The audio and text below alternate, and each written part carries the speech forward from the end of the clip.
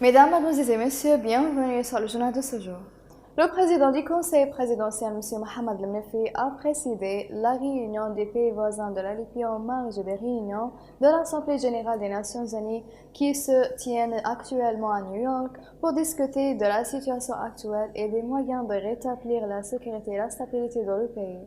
La réunion à laquelle ont participé les ministres des Affaires étrangères des pays voisins frères et amis a discuté de l'importance de stabiliser de la situation de l'Libye et du rôle des pays voisins dans le soutien d'un règlement global qui préserve les capacités de la Libye et préserve sa souveraineté de toute ingérence extérieure comme une étape importante vers la stabilisation.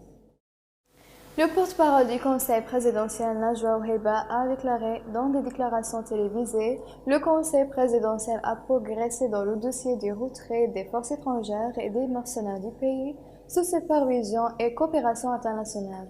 Ouhiba a souligné l'importance de l'accord de sécurité quadripartite signé par la Libye avec les pays voisins du sud de la Libye pour aider à faire face aux mercenaires et aux combattants en province de ces pays, selon le rôle de la commission militaire mixte 55 à cet égard, en présentant des propositions et recommandations.